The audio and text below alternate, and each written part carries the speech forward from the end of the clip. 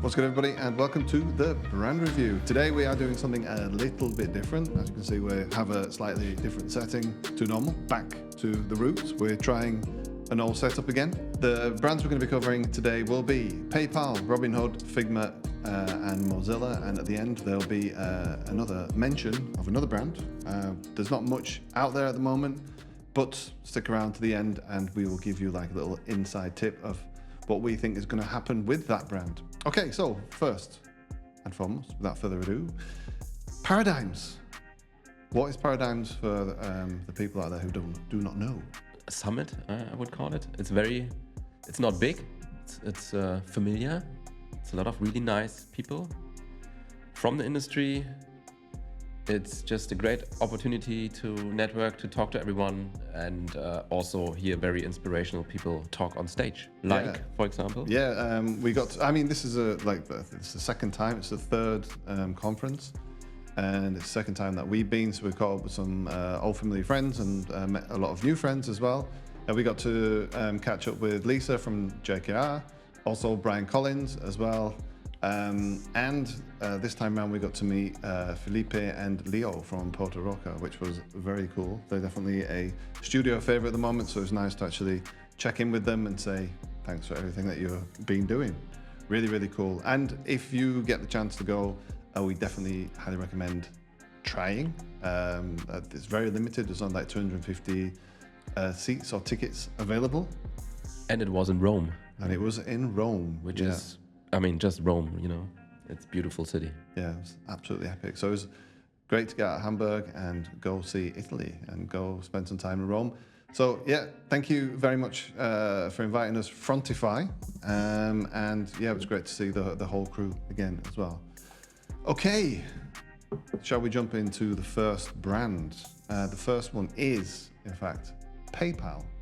Designed by Pentagram and Andrea Trabucco Campos, and his team have been behind putting the brand new PaPal rebrand together. So sorry about the pronunciation of your name, but you were the guy in charge of putting this thing together. So let's have a look at PaPal. So first of all, when this came out, I know this had a lot of kind of, I wouldn't say controversy, but like there was a lot of opinion on the internet around PaPal and if it was actually enough, to be quite honest. Yeah, we want to discuss that a little bit because we definitely have a hot take on it. What Pentagram are actually saying, they're saying that PaPal's new refreshed brand identity marks the next chapter for PaPal in the lives of its customers and signals a new direction for the business and the brand. One that is simpler, cleaner, more modern, and more optimistic. And there's a couple of key facts that I didn't know beforehand. One is that PaPal is 25 years old. Did you know that? Yeah. You did? If you would have asked me, I probably would have said 15 or 20. Oh, right. Okay. Yeah. Cool. For this brand, they have a new typeface called PaPal Pro. They have a brand new color palette. And one thing that really interested me and I thought was really cool was that the motion design language is based on behaviors like tapping and swiping. The word mark, the logo.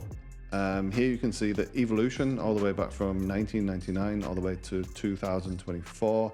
And one of the things that they've done this time round after recrafting the logo is it's not actually for the first time, but in more recent history, the PP logo has been attached to the word mark and it has left the building. It still exists, but they're able to work independently from each other. I've never seen the first one from 1999. I hope no one got this one tattooed back in the days. Wasn't that maybe Elon Musk still has it? Yeah, Elon Musk was part of it, right? Yeah.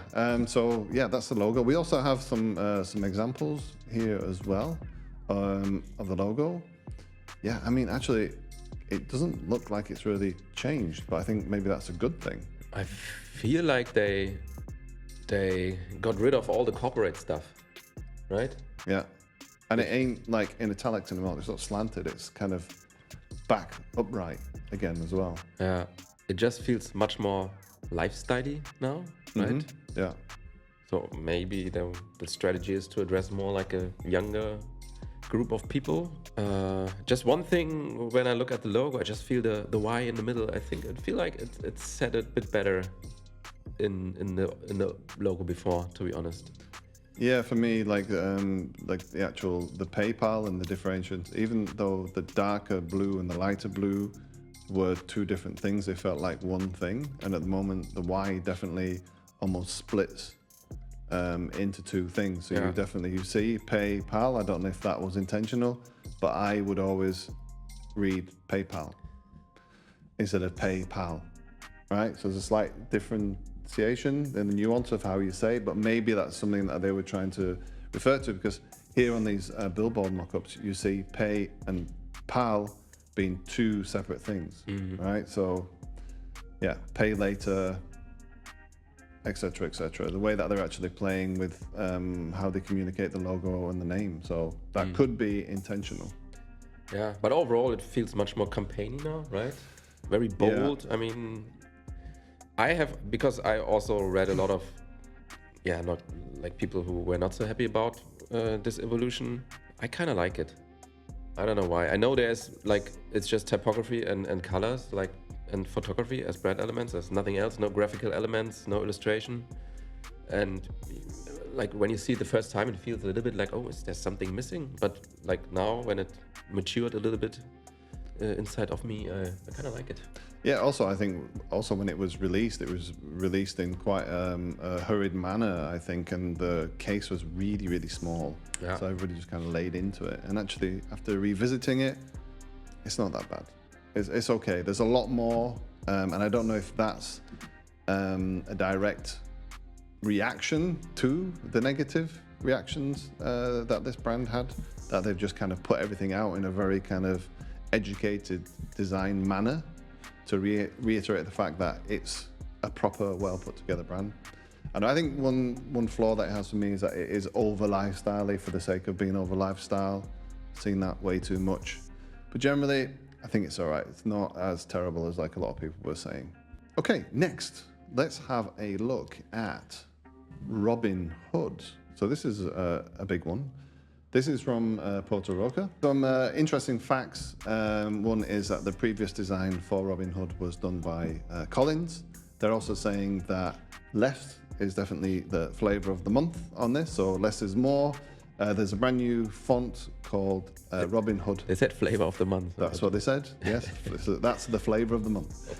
Okay. There is a new font called RobinHood Phonic, and they also have a brand new distinctive color palette. So it's very, very polarizing. Okay. And one of the reasons for the brand, you might think, well, it wasn't that long ago since Collins did it. It was actually back in 2019.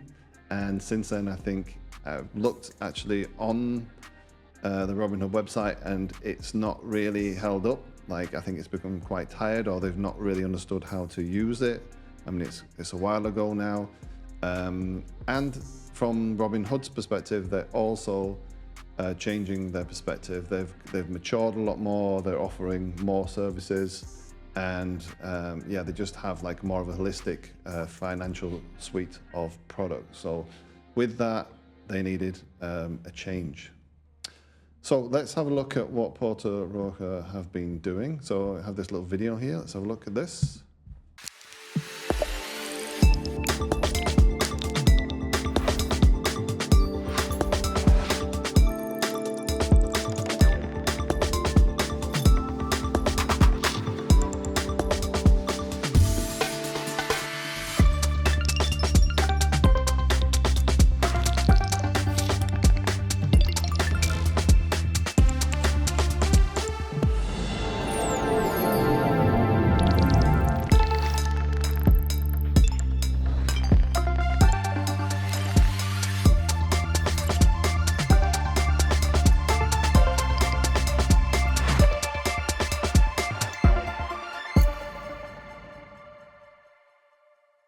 Right, yeah, so that's the new look. Very different, very clean, simple, minimalist, lots of thin lines, and that very distinctive polarizing greeny yellow color that sits right at the heart of the brand. Yeah, but they had this green yellow before, right?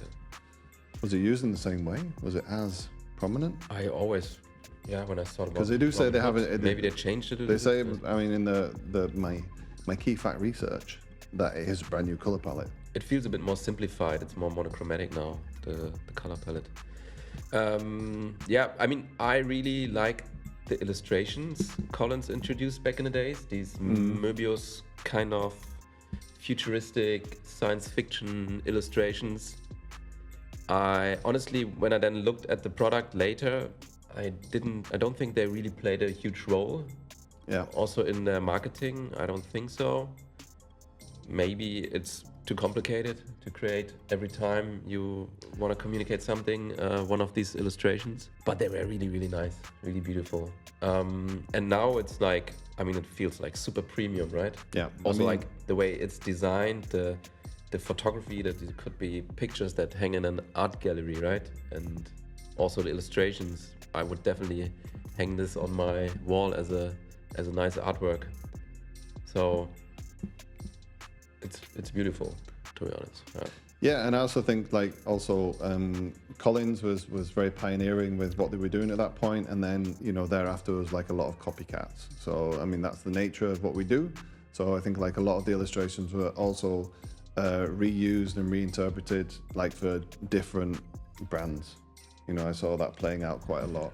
I think this is probably going to be the direction a lot of people probably reference now is this stuff as well, because I think it's very forward thinking and it's different. It's something that I'm not seeing so much on the scene at the moment, so that's also really cool. I can see a little trend here already of simplifying brands. Simplifying. I like that. Simplifying. Let's brands. fly some simple. Take stuff away, and but the ingredients you use are very, very thoughtfully integrated. Yeah, nice. I mean, I can safely say I think we both like it. It's really nice.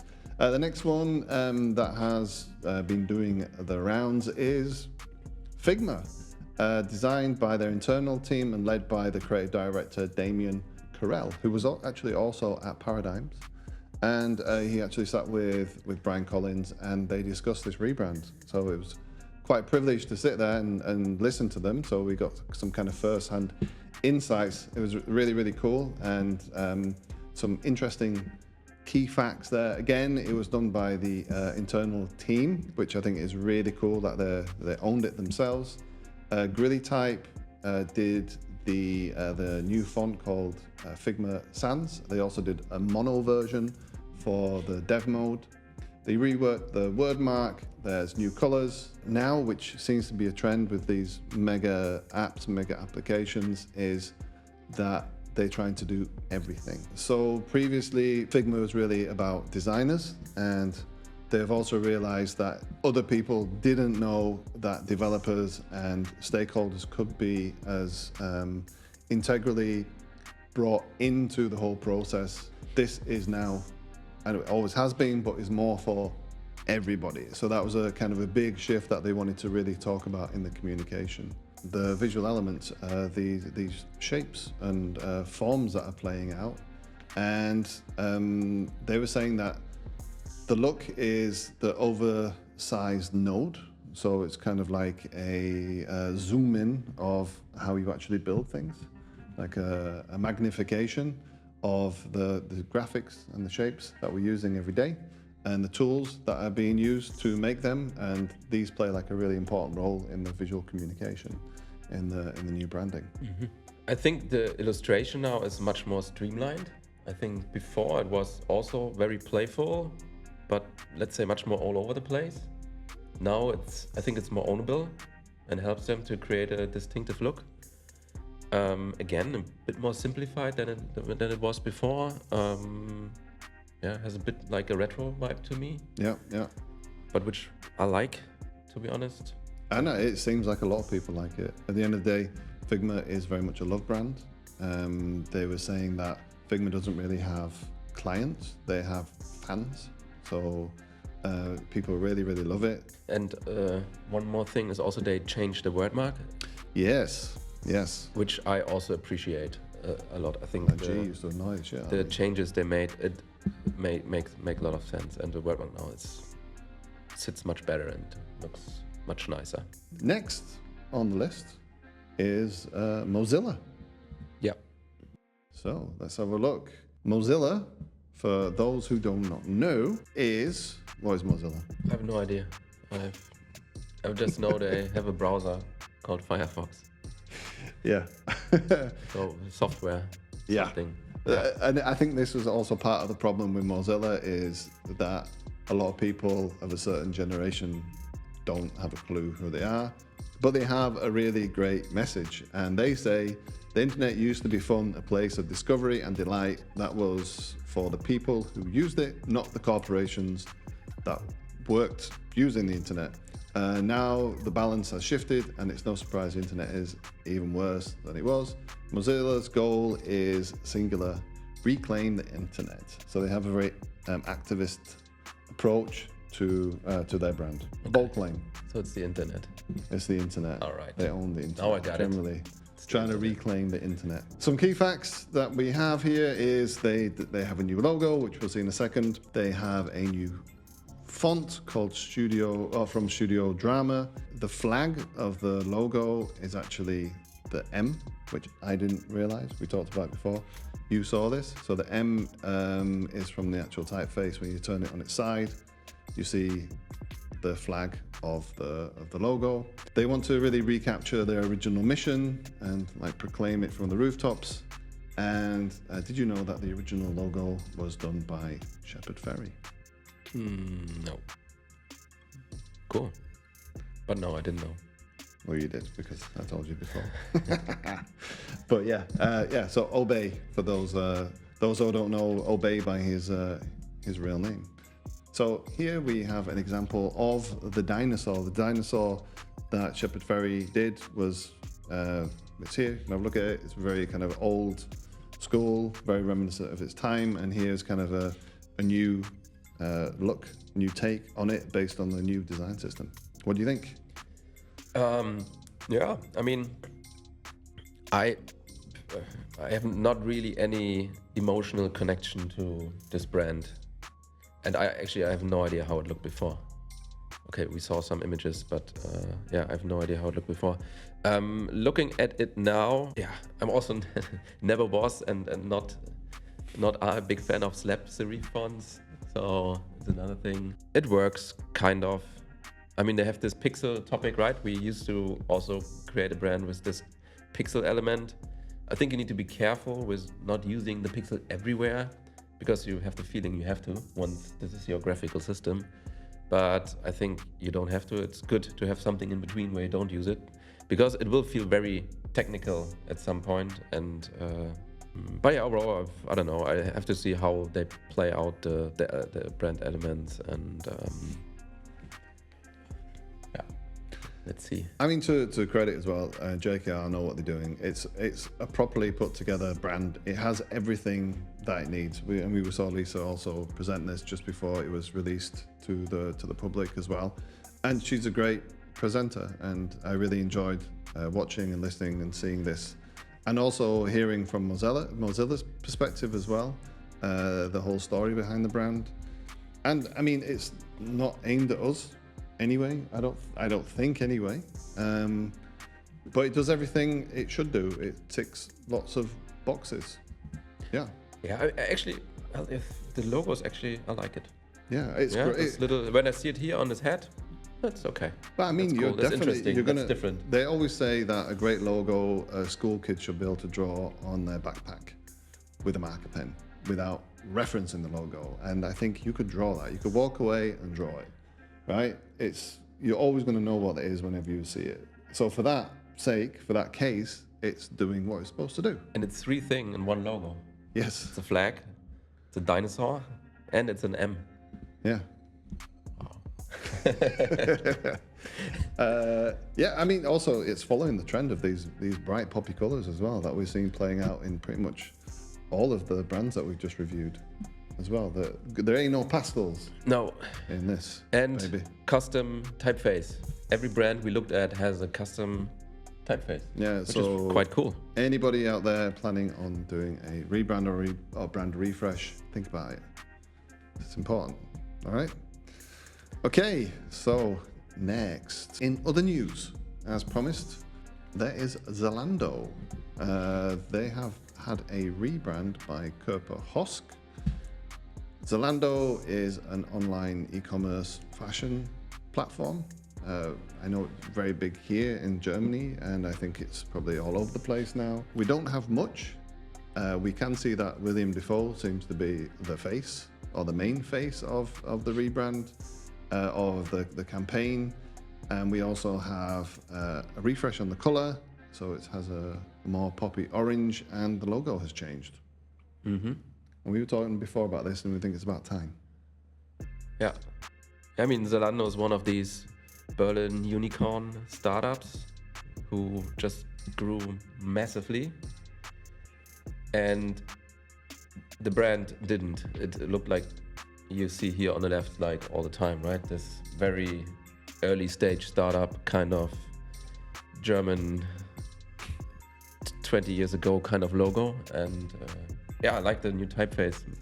I mean, it looks already much more like a fashion brand, right?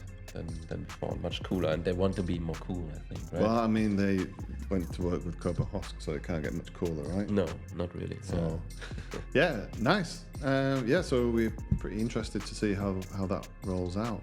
But yeah, that just about covers everything. We've covered the branding landscape the last couple of months. There are a lot more stuff. And if you like this format, let us know in the comments below, because we could do more of this. We can talk about a lot more brands that are released every couple of months. But yeah, it just leaves me one last thing, which is to say thank you for joining and watching the video. If you haven't subscribed, like the video, share it with other people that you think might be into brand or just into any of these topics. It really helps us out. And as always, if you want to see any other video from us, check one of them out here, or here, or here. And yeah, we will see you in the next one. See you soon. Peace.